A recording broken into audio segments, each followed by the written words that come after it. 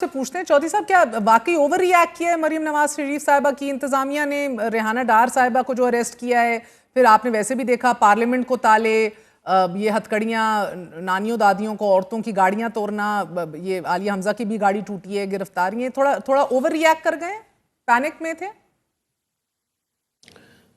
देखिए, बुनियादी तौर पे महर इस हुकूमत को लेजिटिमेसी का बहुत ज़्यादा क्राइसिस है, और क्योंकि अवाम इनके साथ नहीं है तो ये बहुत ज़्यादा ओवर सेंसिटिव हैं और ओवर रिएक्ट करते हैं।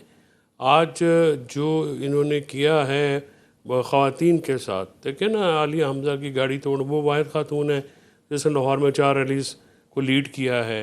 रेहाना डार हैं, वो अपने घर से निकली हैं, तो अगर आप मिनिस्टर ऑफ डिफेंस का हल्का है उसका ये मतलब तो नहीं है कि वहाँ पे कोई बंदा नहीं बोल सकता। महर अब्दुल सत्तार हैं KPK में लोगों को लगा एक्सेप्शन इसलिए लगता हूँ कि वहाँ पे गवर्नमेंट है, तो वो लोग जब बाहर निकले हैं, आज जो प्रोटेस्ट हुआ है उसमें कारकुनान निकले हैं, आम कारकुन निकला है, इमरान खान की आवाज़ पर लबैक किया है, और उन्होंने ये साबित किया है कि इमरान खान की ज़ात के साथ वही मुखलिस हैं। नहीं, मगर चौधरी साहब, मरियम साहिबा ने तो हल्फ लेते वक्त कहा था कि सूबे की हर औरत अपने आप को महफूज पाएगी। नहीं, आप मरियम नवाज शरीफ साहबा के बयान को या उनकी पार्टी के बयानों को सीरियस ना लिया सर, करें। क्यों ना ले? पहली चीफ मिनिस्टर है हमारी खातून सर।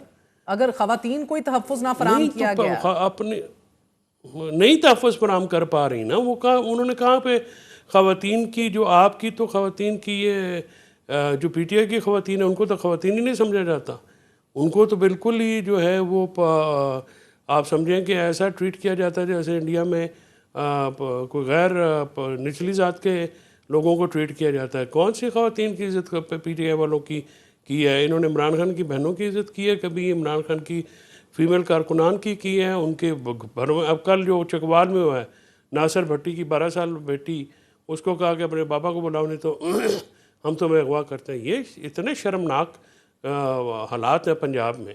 इसमें से तो मैं ये समझना चाह रही हूँ ना कि अगर एक राना साहब, किसी का बुनियादी हक है एहतजाज करना, अगर ज़िलाई सतह के ऊपर आप लोगों को कहेंगे घरों से ना निकलो, कॉर्नर मीटिंग्स ना करो, कोई सड़कों पर आया अरेस्ट कर लेंगे, तो एक राइट ऑफ प्रोटेस्ट आपने छीन लिया।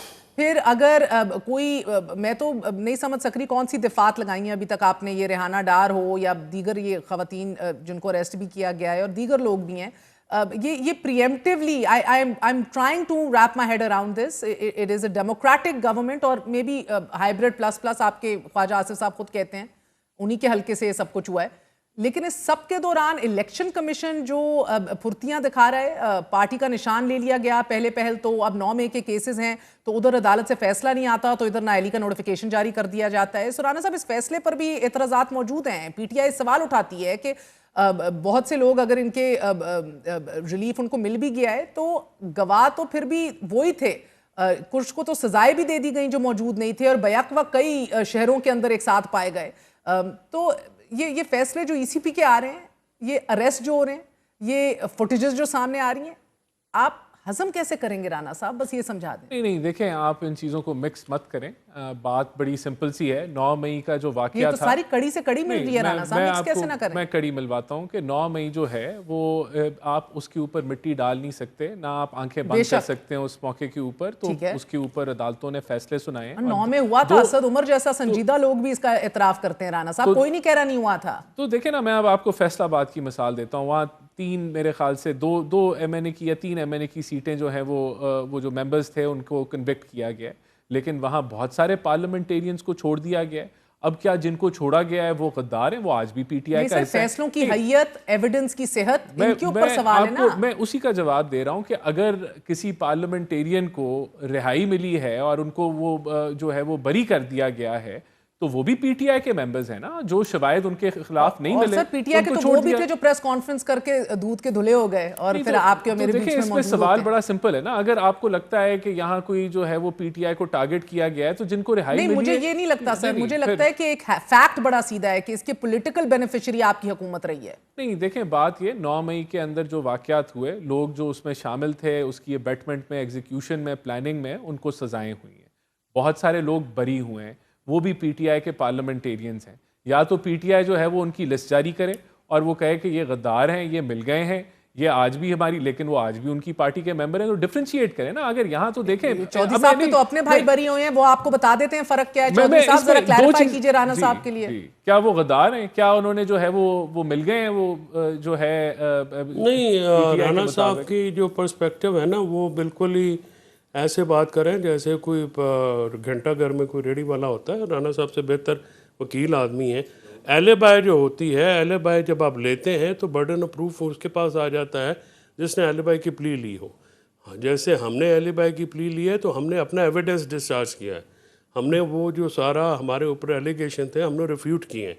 देखिए ये टेक्निकल बात है, बिल्कुल सीधी सी बात है। एलिबाई कोई दुनिया में पहली दफा नहीं हुई है। नहीं, आप कुछ और बात कर रहे हैं। नहीं, मैं यही कह रहा हूं कि जो लोग नहीं थे शामिल 9 मई में या उसकी प्लानिंग, नहीं वो तो पीटीआई के मुताबिक है ना। मैं आपको एक और मिसाल देता हूं। अभी ये जो है शाह महमूद कुरैशी साहब मुझे बात करने देना या उनके लोगों को बात करने दें। आप अपनी बात कर लें। मेरा एग्जैक्टली यही पॉइंट है। आप मुझे ये बताएं, अगर कुछ लोगों को बरी किया गया है तो एविडेंस नहीं थी तो बरी किया गया, तो आपने 9 मई में उनको कैसे रखा हुआ है?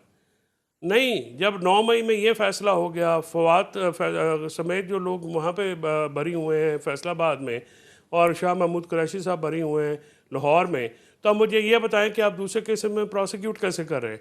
क्या प्रोसिक्यूशन का ये काम नहीं है कि इन फैसलों की रोशनी में विड्रॉ करें उनका नाम? 8-10 महीने शाह महमूद कुरैशी को आपने रखा, 7 महीने मेरा भाई जेल में रहा।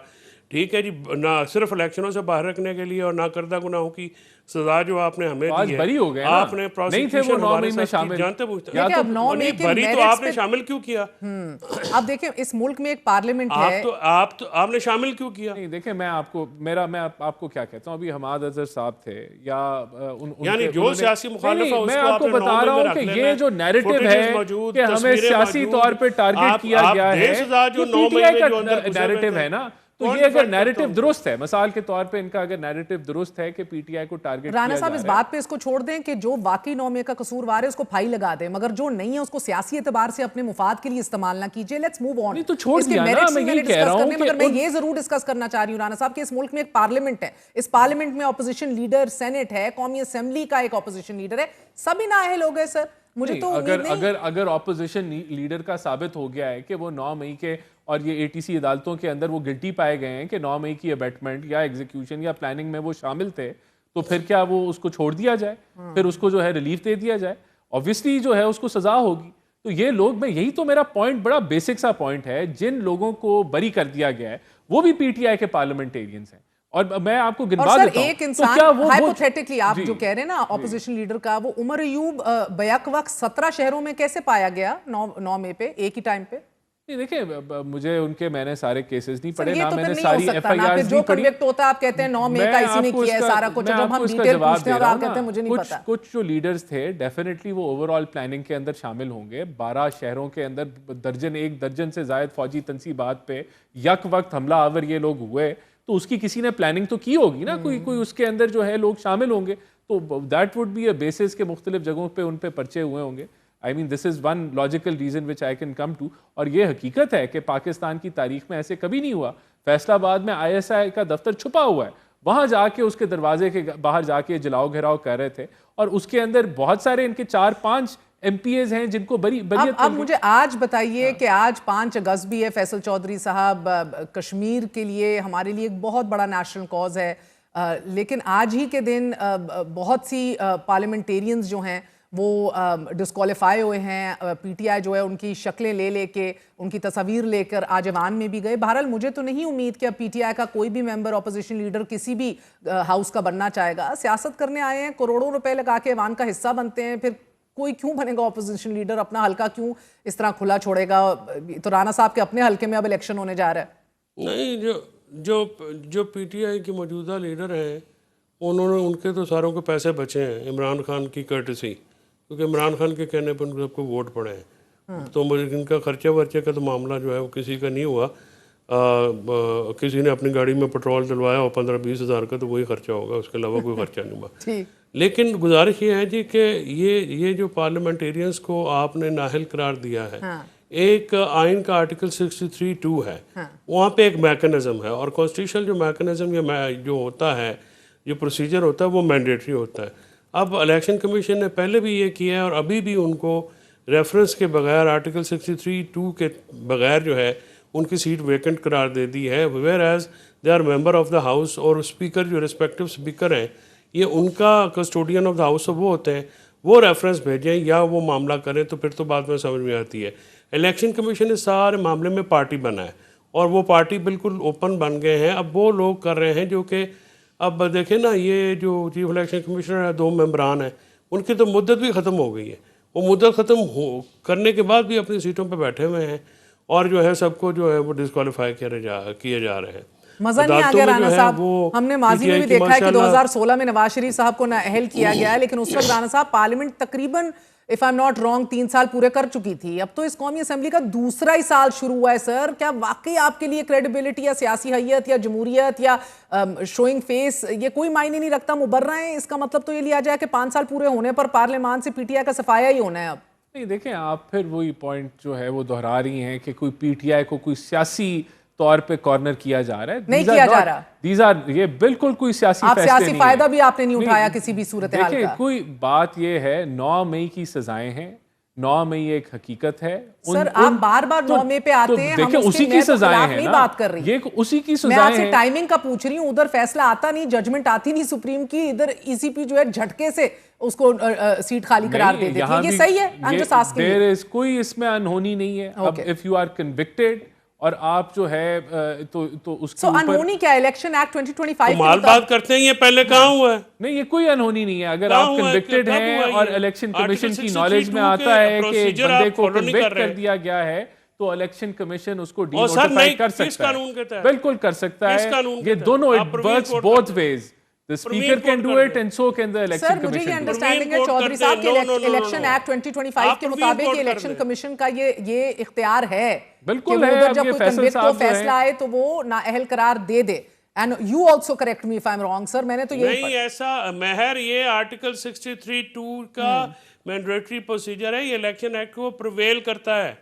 जब वहां पे लिखा है रेफरेंस जाएगा तो रेफरेंस जाएगा। 90 दिनों के जो वहाँ पे मुद्दत रखी है उसका ये होता है कि आप पूरी कॉन्स्टिट्यूंसी को तो सजा नहीं ना दे सकते। आप 90 दिनों में अगर उनकी सजा सस्पेंड हो जाती है, चौधरी साहब अभी भी अगर ये सारे अपील में जाएं तो ये जिमनी इलेक्शन रुकवाया जा सकता है ना? बिल्कुल जाया जा सकता है, लेकिन वो तो अब पीटीआई की कानूनी और सियासी हिकमत अमली जो वो तो नजर ही नहीं आ रही। वो एक अलग डिबेट है, वो अपने तो ही बहुत बड़ी डिबेट है सर, वो सामने नहीं आएंगे। मगर और उसके ऊपर मैं आती हूँ, लेकिन राणा साहब आमतौर पर पाकिस्तान में हुकूमत तीसरे साल कमजोर होती है। नून लीग, पीपल्स पार्टी, पीटीआई, इन तमाम अदवार के अंदर हमने यही होते देखा है। अब की बार हुकूमत शायद ये तो पैदा ही कमजोर हुए थे, ये तो दवाइयों पर लगे हुए हैं। You can comment on this Rana साहब। मुझे I don't need to comment on it. देखें, ये अगर अपना बुग़्ज़ या तकलीफ का इजहार कर रहे हैं तो ये इसके खुद जो है इनका क्रेडिट इन्हीं को जाता है। 9 मई इन्होंने ही किया था, उसी की सजाएं हैं और कुछ नहीं हो रहा है। इसके बाद मेरे ख्याल से जो चीज़ें अभी भी देखें, ये बात यही है ना सर, आप लोग एक्सपेक्ट कर रहे थे कि सीटें इतनी जल्दी खाली होंगी राणा साहब? नहीं, देखें अब 2 साल बाद 9 मई की जो जजमेंट्स आई हैं उसको 2 साल लगे हैं।